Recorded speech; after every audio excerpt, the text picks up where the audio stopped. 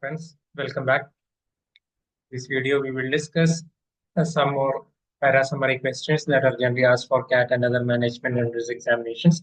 I have discussed around 16 exercises so far, and through those exercises, you might have understood the techniques that we have to employ in cracking the para summary questions. So the first or the basic task is to understand the passage clearly and correctly with all its nuances and all its minor points. Then go through the options carefully, eliminate those options that are factually incorrect or that are inconsistent with the facts that are provided in the passage. That is the first step. Then also eliminate the options which are actually talking about some conclusions or assumptions that we can make from the passage or the inferences. Inferences is anything that is not stated, but the understanding that we can get from the passage. So if our idea or our task is to find a statement that talks about the gist of the passage. It is not to find some inferences or assumptions or conclusions. So those statements also you can ignore. And if you are lucky, you will be left with only one option after elimination. That should be your answer. But if you are not so lucky, there will be one more than one option that you will be left with. Then you have to decide which is the best answer. The best answer will always be the option that talks about the core issue in the passage in a very specific manner or with all the specific details. The option that talks about the essential idea or the important idea in the passage will be your answer. This is the technique you should employ. This we have already discussed and seen in various exercises that we have seen.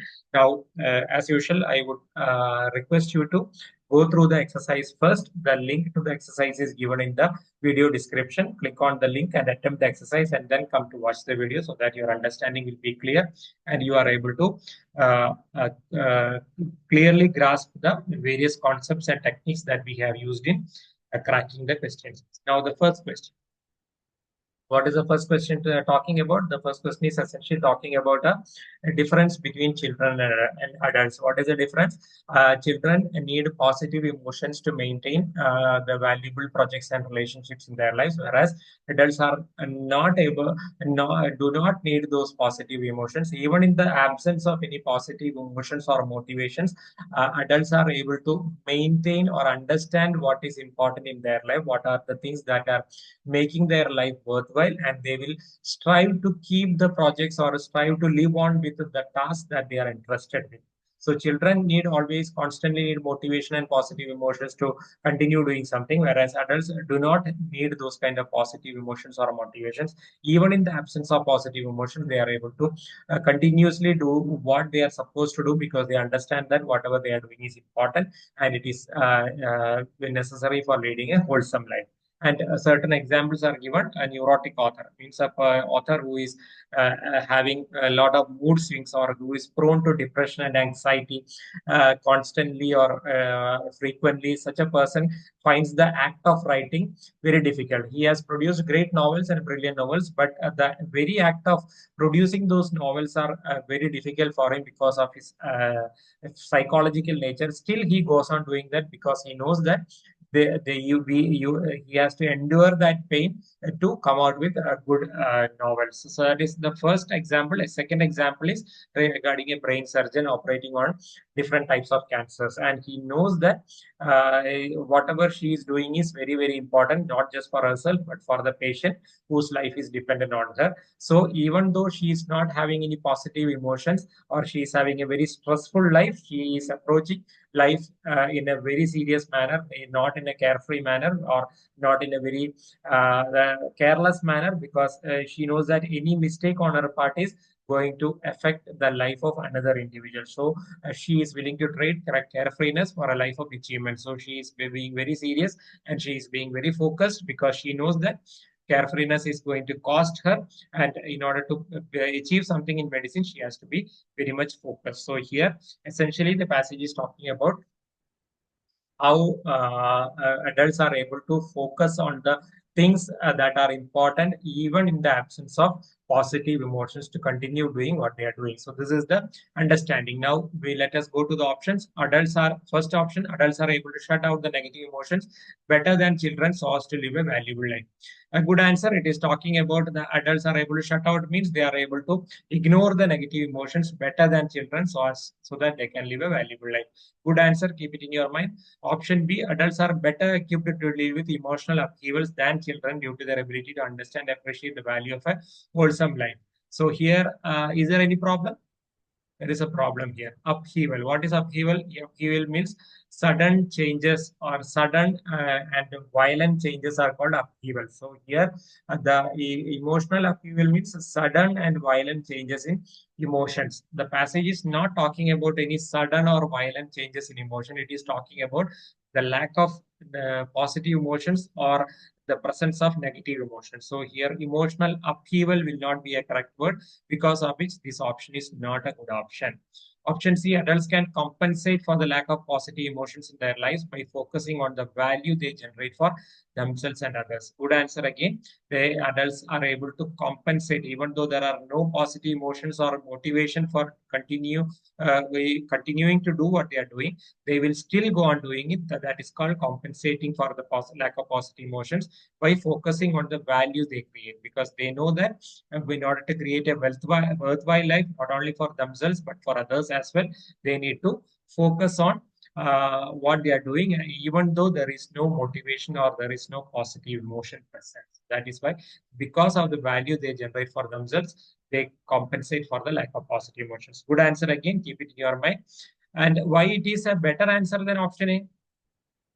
See, it is specific, more specific than option A. I told you, any statement that is more specific, which talks about the core idea in the passage, will be a better option. So if at this stage itself, you can say that A is not a better answer than C, it's C is the better answer. So you can ignore A at this point of time, because it is more specific regarding the value they create for generate for themselves and others, whereas in option it is only talking about a valuable life. What is a valuable life?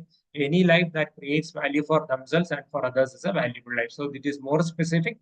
So that is why, and again, compensating for the lack of positive emotions. Here it is only talking about ignoring the negative emotions. Here it says that it is not just ignoring the negative emotions, even though there are no negative emotions, there are no positive emotions, but for compensating those positive emotions by focusing on what is important. So that is why C is a better answer than A. Then option D, for adults, the concept of a worthwhile life is different from that of children, and hence they tend to focus on things that matter. Again, what is the problem here? Is a good answer. It is talking about the overall idea, but the specifics are missing. Concept of a worthwhile life is different. In which way it is different? The generation of value. So that part is not given here, and hence they tend to focus on things that matter. So they focus on things that matter is given. What they are actually focusing on?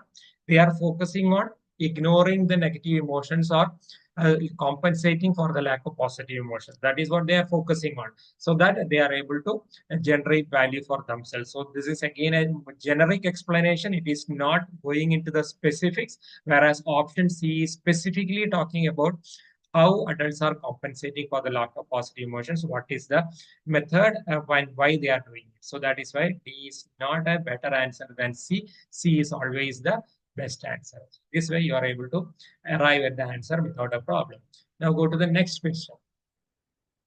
Next question is talking about human beings being self-conscious creatures. Means we are constantly aware of ourselves. We form ideas regarding who we are, regarding our beliefs, value systems, etc. We form ideas because we are always conscious about ourselves. So we are psychological beings. So the passage says that human beings are psychological beings. What is a psychological being? The definition is given here: forming beliefs about who and what we are. So it means we constantly form ideas about who we are and what we are, and we create identities about ourselves, and these identities define our meaning, purpose, and value.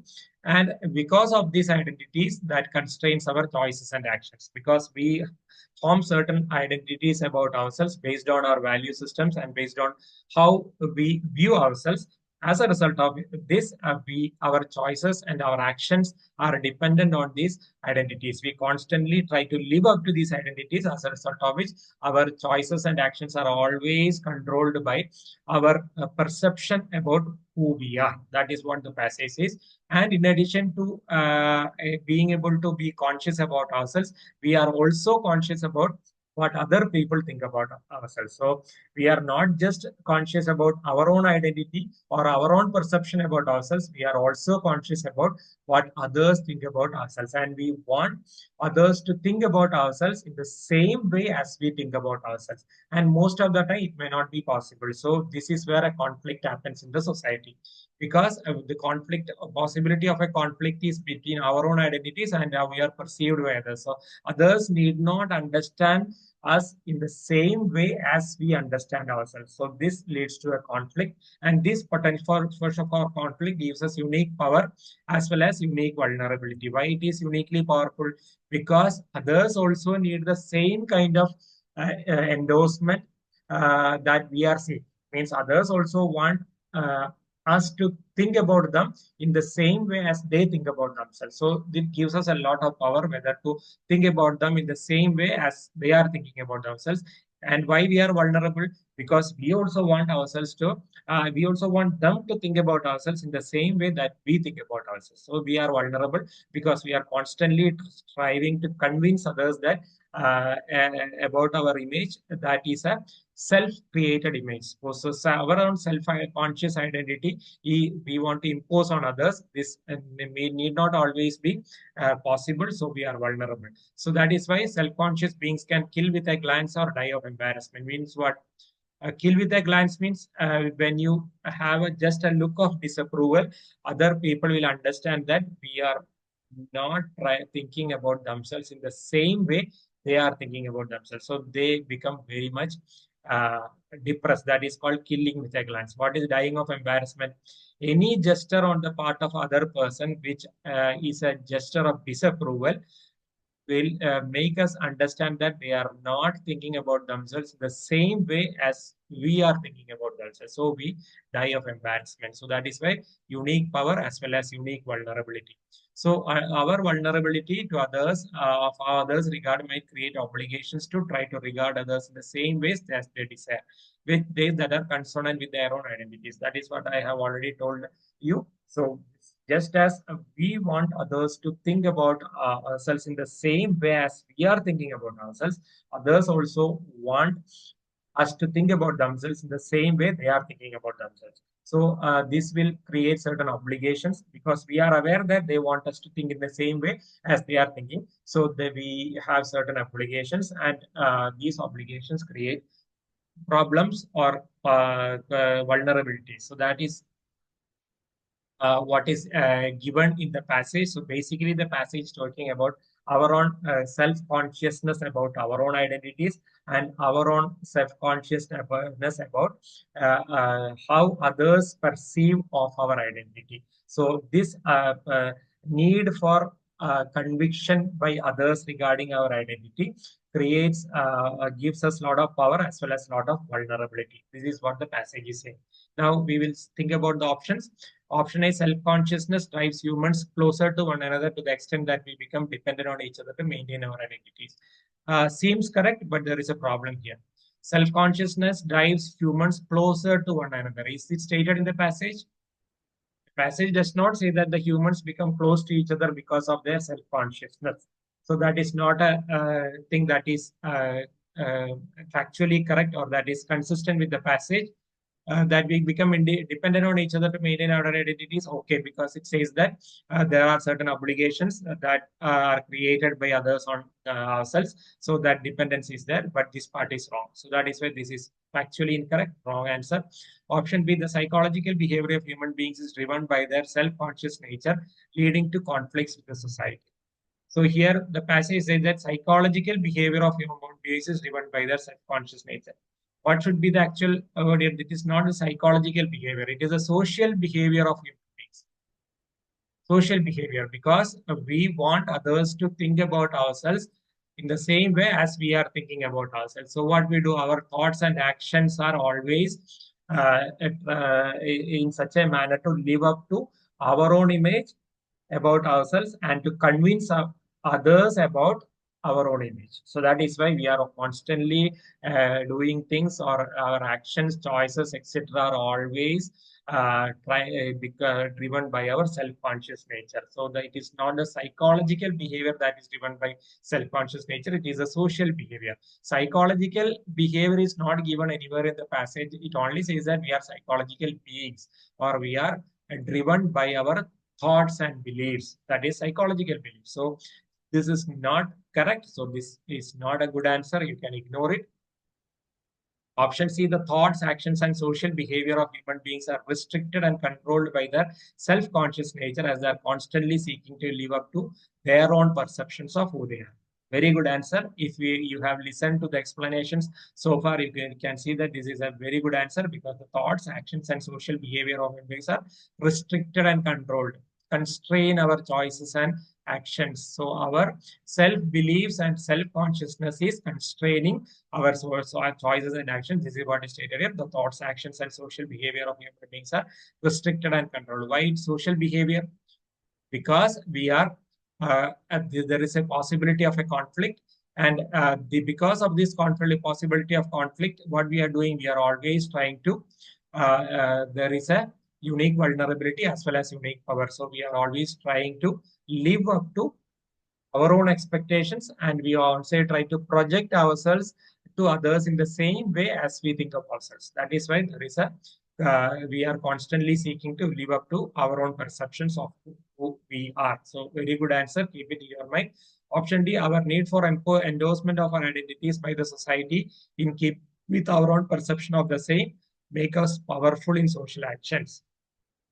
Says that we need our identities to be supported by the society. So if in order to do that, it is making us powerful. Is it making us powerful?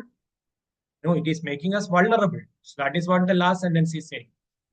See, our vulnerability of others regard us might create obligations. Means we become vulnerable to others, or we become weakness.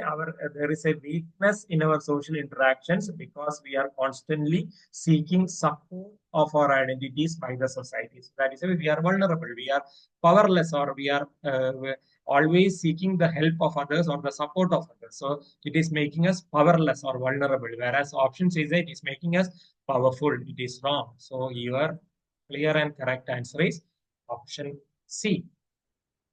Okay, the third question. Third question is basically talking about how a divided society is not able to create a or not able to generate a unified support to important social issues regarding gender discrimination or social oppression or any such things. Because the society is divided along caste and communal lines, such a society cannot unite on any issues, however important or however universal such a issues. Means you know that this social oppression or discrimination on the basis of gender are very human and universal issues. Is even then divided society will not be able to form a combined response or a combined protest against such issues. And the protest against injustice, oppression will remain confined to the social groups such as women, Dalits, minorities, Adivasis. These are the people affected by the social and gender questions. So on the protests against these issues will remain confined to the people who are affected by these problems.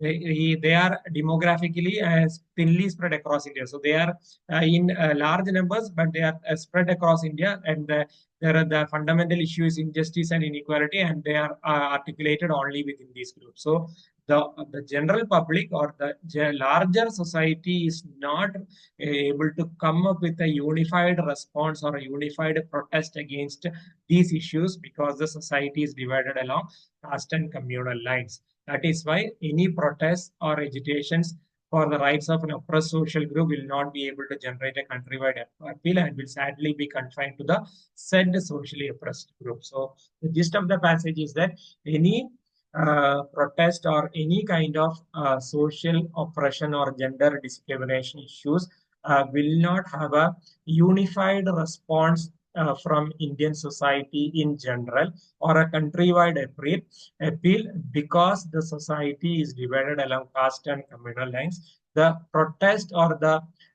responses will only be confined only to the social groups who are affected by this discrimination or affected by this oppression. This is the meaning of the passage. So, a relatively simple passage. Now we will go to the options. Option A: divided societies are unable to bear the burden of toiling for the oppressed. What is the meaning of bear the burden of toiling for the oppressed? They do not have the courage, or they do not have the strength to protest for the oppressed classes. Is it because of the lack of strength?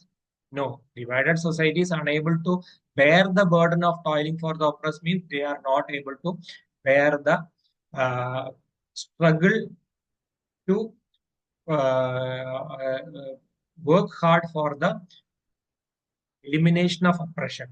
That is not stated in the passage. The passage says that society is divided along caste and communal lines, so they don't want to protest for important social and gender issues. So it is not because of the bearing their lack of strength to toil for the oppressed. That is not given in the passage. And so is relatively uneasy about protest to safeguard the rights of the underprivileged. Whether they are uneasy or not uneasy, it is also uneasy means uncomfortable. So these two things are not given. The divided society not having the strength, and the divided society uncomfortable. These two are not given in the passage, so factually incorrect. So this is wrong. Option B: to get a universal response to social or gender issues, we need a society that is undivided on caste or communal lines, failing which the reaction to social issues would be fragmentary. Good answer. It says that in order to have a universal response to social or issues, we need a society that is undivided. Otherwise, the reaction will only be fragmentary. Fragmentary means in separate branches or separate groups. That is what the passage is also saying. The reaction will be confined to the affected social groups. So, good answer. Keep it in your mind. Option C: an undivided society is the only one that can respond to social issues. Yet, such protests get confined within the oppressed group. So, what is the problem here? An undivided society is the only one. The passage never says that the undivided society is the only one that can respond to social issues, or a society that is divided. The passage only says that a divided society cannot respond to social issues. Whereas the option says that an undivided society is the only one that can respond to social issues. Only is the problem. This is not stated anywhere in the passage. Yet such protests get confined to within the oppressed group. What is the meaning of yet such protests? Means even if the society is undivided, still such protests are getting confined within the undivided oppressed group. That is wrong. The passage says that if the society becomes undivided, then the such protest will have a nationwide appeal. Whereas the option says that undivided society is the only one that can respond to social issues, and yet means even if the society is undivided, such protests get confined to within the oppressed. That is wrong, clearly wrong. So you can ignore this.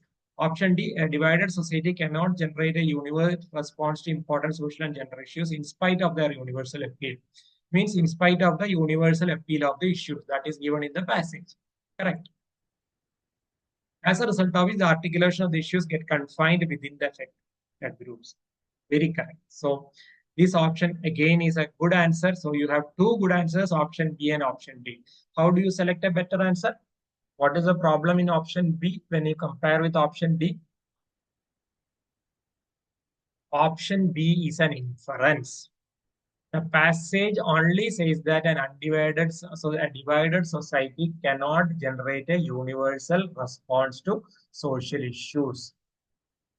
So from that, we can infer that for generating a universal response to social issues, we need a society that is undivided. So this is actually an inference. It is not directly stated in the passage. Whereas option D is directly stated. It says that a divided society cannot generate a universal response to important social and gender issues in spite of their universal appeal, as a result of which the articulation of the issues get confined. So this is the problem. So most of the time we take, or we automatically think of an inference as a fact. The inference and a fact are different in the sense that inferences are not directly stated in the passage.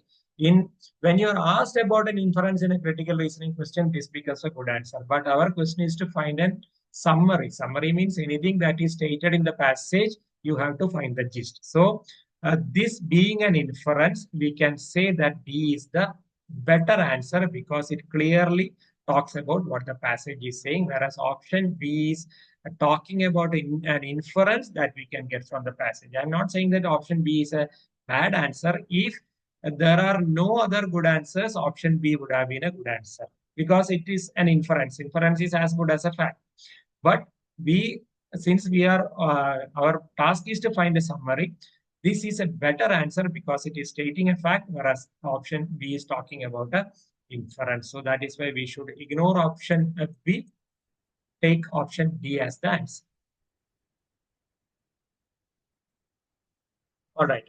The fourth question is talking about the uh, how the mortality, how people breathe and how people don't breathe, and what was the reason behind it. Explanations for breathing and not breathing, so means mortality. So explanation, the people have been trying to find explanations for mortality for thousands of years, and the early Greeks, and they had an explanation at that time based on the theory that passed for medicine during that time, means that was considered to be medicine. So medical science at that time was very crude, very much undeveloped. So during the medicine of that time, they gave an explanation regarding mortality, the early Greeks, and they said that there are two types of souls. One is mortal, other is immortal, and it is the mortal soul that dies when a person breathes his last. So the mortal soul becomes alive when a baby breathes the first breath, and the mortal soul dies when the baby breathes his last, when the man or woman breathes their last. So immortal soul is continuing to live on. And the later Greeks, they offered a more logical but still inaccurate theory. What was the theory of the later Greeks? The later Greeks theory was that there was an internal fire, literal fire, internal fire within our bodies, and breathing was a mechanism to cool that fire. So that was the explanation given by Aristotle also, because the heart heat expands the lungs, and when the air from the breathing would then reduce the heat of the lungs or cool down the body. And this focus on body heat wasn't so surprising because at that time there was no other sources of warmth existing. So the people were basically living in cold conditions. So the only sources of warmth that existed was, unlike humans, animals, and fire. So that is why the explanations regarding mortality were focused on fire because so there were only limited sources of warmth during the early civilizations period. This is the mean. Now go to the options. Option A, the growth of medicine as a field of study and how it progressed over the centuries has much to do with fire and ice existence. This is a very unrelated summary. That we are not talking about the growth of medicine as a field of study and its progression over the centuries, and it has got to do with fire and its existence. We don't know whether the medicine growth as a field of study and its progress had anything to do with medicine. We don't know. We only know that the later groups, their medical theories, they stated that mortality or human breathing was done to cool the literal fire within our bodies. That's the only thing. So this is a very clearly incorrect answer. Option B, the explanation of the Greeks and the later civilizations on mortality based on body heat was logical but inaccurate. Passage says that the explanation of the later Greeks was logical but inaccurate. This option says that the explanation of the Greeks and the later civilizations were based on body heat was logical but inaccurate. So wrong again. Option C, a stream of thought in the early civilization that studied the basis of human mortality was focused on the element of fire within the body and its regulation. Good answer. In, in the stream of thought in the early civilization, means early Greeks. who studied the basis of human mortality, they focused on the element of fire within the human body and its regulation. So this was what the early Greeks stated. Later Greeks stated that there was a fire within the body, and in order to cool the fire, like a computer's fan, human beings breathe, and when the breathing stopped, human beings died. So that is the explanation. So good answer. Keep it in your mind. Option D, the reasons expounded by early civilizations for breathing were manifold. Means there were a lot of explanations for breathing given by early civilizations. Are we talking about a lot of explanations? We have only two explanations. One is given by the early Greeks, another given by the later Greeks. So manifold explanations are wrong. And breathing was one of the important sources of heat for the body. Is it true again? No. Breathing was not a source of heat. Breathing was done to cool the heat within the body. So breathing was one of the important sources of heat for the body. Again, wrong. So this part is wrong. Breathing was one of the important sources of heat. Again, wrong. Breathing was the method by which people tried to cool their body as per the later Greeks. So, as few other sources of warmth were available to humans. Again, wrong. What is why? What is the problem here? Few other sources. Few other sources. Few means what? In English, few means nil, zero. A few means some. So here passage is saying that only a few sources of warmth existed. Means there were some sources of warmth like sunlight, humans, animals, and fire. Whereas few other sources of warmth existed means or were available for humans means no sources of warmth were available for humans. So there are three mistakes in this particular option: manifold, important sources, few other sources. As a result of which, this you can easily ignore. So clearly, option C will be the answer. This is a very easy question, not tough like the others. Now we can move on to the last question. So the last question is basically talking about the importance of transport infrastructure, communications, and tourism facilities to promote tourism at any tourist destinations. So the first part of the passage is talking about the importance of communication. This is said, along with transport infrastructure, communication also has a key role to play in developing tourism. And the middle part of the passage is talking about two studies. One is done by Pierce and View, another is done by Raina. And both the studies say that physical infrastructure or hard infrastructure is very important for tourism. What are hard infrastructure? Transportation, tourism facilities like hotels, restaurants, etc., and communications are the main components of hard infrastructure. And the second study also says the same thing. Ease of access means transportation. Communication are physical components of tourism along with hotels, motels, and restaurants. So both the studies talk about the three things. That means transport infrastructure, communications, as well as tourism facilities like hotels, motels. They are part of the hard infrastructure or the physical infrastructure. They are very important. And then it talks about the recent empirical studies which emphasize the role of transport infrastructure and communication in attracting tourists in a sustainable manner, which would otherwise be deemed untenable. So it says that transport and infrastructure and communication are again very important for attracting tourists. Otherwise, it will not be possible. And developing transport infrastructure is such as highways has a positive impact on stays in all types of accommodation. So basically, the passage is emphasizing the need for a better transport infrastructure, better communication infrastructure, better tourism facilities like hotels, motels, restaurants, etc., for developing tourism at a particular destination. So different parts of the passage are emphasizing on different things, but ultimately the entire passage is talking about the three important things that are important for developing the tourism. Now, once you understand that, the answer becomes very important, very easy. A common deterrent for tourists is the lack of proper facilities available at a spot. This lack of facilities hampers the earnings through tourism. What is the problem here? It is a generic answer. It is not talking about the specifics of the passage. The passage is basically talking about what are the deterrents.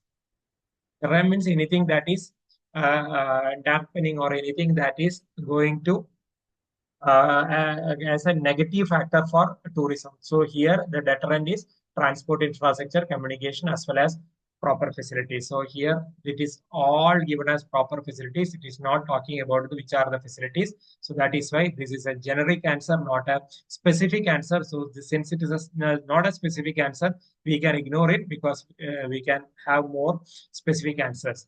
Option B, tourism can be boosted with the assistance of better communication facilities, and various studies have also supported the claim.